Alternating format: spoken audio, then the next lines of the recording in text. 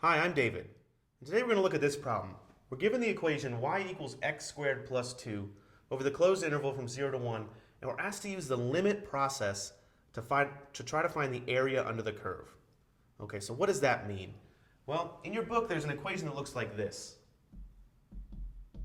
Area equals, and this is a straight equals, not an approximately equal. Area equals the limit as n approaches infinity of the sum from I equals 1 to n of f of c sub I times delta x. Okay, so what is this thing? What is this saying? Well, this is a sum where these two things being multiplied by each other, the delta x is the width of a rectangle, and the f of c sub I is the height of a rectangle. And I'm summing together n of these rectangles. Now, if I were just summing it together n rectangles for some finite integer n, this would be an approximation. But if I let the number of rectangles go to infinity, if I throw in infinitely many rectangles, then it's no longer an approximation, it's an actual equal to sign. I can actually find the exact area. Let's draw a picture of what we're talking about here. So y equals x squared plus 2 between 0 and 1. X squared plus 2 is the parabola y equals x squared vertically shifted up 2 units. So maybe I'll say this is 2 right here. And I'll kind of draw it in an exaggerated way. I'll draw this parabola right here. It goes out to 1. So I want to find this area. It's not a rectangle or a triangle, so I don't have a nice formula for it. But I do have this idea. So in this technique, the first thing we want to do is we want to separate the interval between 0 and 1 into n equally width subintervals. So n subintervals where they all have the same width. Well, the length of the total interval is 1. So the width of each subinterval should be 1 over n. So for instance, my first one should be right here at 1 over n. My second one should be right here at 2 over n. And I'll keep on doing that until I get all the way to the n. My nth endpoint will be n over n, which is the same as 1 right here. Okay, so I've subdivided my interval into n equal subintervals, n subintervals of equal length. Now, what about this f of c sub I? Well, that's the height of some rectangle. Well, let's do this. Let's look at the ith rectangle. The first step was at 1 over n, and the second step was at 2 over n, the ith step would be right here at I over n. If I want to look at these rectangles, say I use the right endpoints, my rectangle would look something like this. This is one of my arbitrary rectangles, I over from the left. What's the width of this rectangle, this width right here? We call that delta x, and in this case, it's 1 over n. What's the height of this rectangle? Well, that's what I get when I plug in I over n into my function. So that's f of I over n. So when I have rectangles, this first one would be, if I kind of go down here, this would be c sub 1. This next one would be c sub 2. And it would keep on going until I got here to c sub I. And then it would keep on going until I got to c sub n. I've got all these different right endpoints there for which I could find the height of some rectangle. That's what this f sub c I is. F of c sub I is. It's the height of some rectangle. But in this case, it's f of I over n. Okay, so let's rewrite this equation, this limit, knowing what we know right now. This is the limit as n approaches infinity of the sum from I equals 1 to n of something times something. Well, we said delta x was 1 over n, so I'll put that in there. And then we said f of c sub I was really f of I over n. In other words, c sub I equals I over n. That's the next place. C sub 1 equals 1 over n, c sub 2 equals 2 over n, and c sub I equals I over n. Now, I know what my function is, so I can plug it in. So this equals the limit as n approaches infinity of the sum from I equals 1 to n of, well, f of I over n. That's I over n squared plus 2 times 1 over n. That's what I get when I plug in I over n into my original function y, or f of x. Okay, now let me simplify this a little bit more. This equals the limit as n approaches infinity of the sum from I equals 1 to n. Let's see what I get. If I bring this 1 over n into the parentheses, I have I squared over n squared times 1 over n.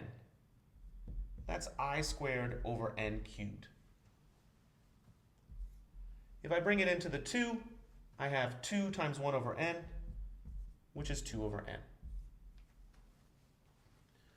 Okay, so the area under the curve, under this blue curve, x squared plus 2, is equal to this limit of this sum. Now, at this point, I want to simplify this sum. I've got different techniques for simplifying sums, so let me take a break right there. I'll finish the problem here in a minute, but first, let's focus on this blue rectangle right here. Let's see if we can find the sum from I equals 1 to n of I squared over n cubed plus 2 over n. And there's something we really have to pay attention to here. When I'm just looking at this sum, I is changing. I starts at 1, then goes to 2, then goes to 3, just like my rectangle started at 1 and then goes to 2 and then goes to 3 and then eventually stops at n. But n is not changing. In this case, just inside this blue rectangle, n is a constant. And I can do certain things to constants. For instance, I could rewrite this as, I could take that constant out, 1 over n cubed, and I have the sum from I equals 1 to n of I squared. What do I have over here? I have the sum from I equals 1 to n of 2 over n. I did kind of two things in that step. I took the constant of 1 over n cubed out, and I also brought this sigma notation inside the parentheses. I'm allowed to bring the sigma notation inside the parentheses because I can add in whatever order I like. I can either add together all of these, then add together all of these, or I can do them all at the same time. It doesn't matter. Okay, now we have a technique for dealing with this. I have the 1 over n cubed. And how can I rewrite this piece right here? Well, we have a formula that says this is the same as n times n plus 1 times 2n plus 1 all over 6. So I'll go ahead and rewrite it, and now I've got this without the sigma notation. I've simplified it. Plus, this 2 over n is a constant. Whenever I add together n constants, it's the same as just multiplying it by n. So I'm really multiplying this through by n. Okay, using my properties of summation, I've got it right here with no sigma notation anymore. And now I can simplify it a little more. Let's see. In this first term, I've got a 6n cubed in the denominator. The numerator, I can expand this. I'm really just going to expand these two binomials and then multiply everything through by n. So n times 2n is 2n squared times n is 2n cubed. Let's see the middle terms. 1 times 2n is 2n, plus 1 times n is 3n, times n is 3n squared.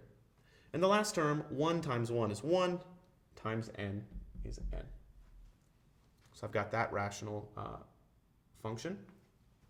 Plus, I've got a situation where these n's cancel out, and I've got a plus 2. So I've simplified this summation equation right here, this summation expression, into this blue rectangle right here. So let me go ahead and plug this blue rectangle into our original one that we had over here. So this equals the limit as n approaches infinity, and then what do we have? This is 2n cubed plus 3n squared plus n all over 6n cubed plus 2. And these two blue rectangles are the same. That's what we spent all this work over here showing, that these two are really the same. Now all I have to do is find this limit. And I've got a couple ways to do that. This first part, I can do them separately. I can do this part and then this part and add them together. This first part is a rational function. The degree of the top is 3, and the degree of the bottom is 3. So I can take the ratio of their leading coefficients.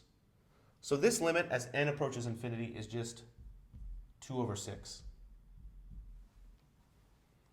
The next part, as n approaches infinity, 2 doesn't change at all because there's no n in there. So no matter what happens to n, 2 just remains 2.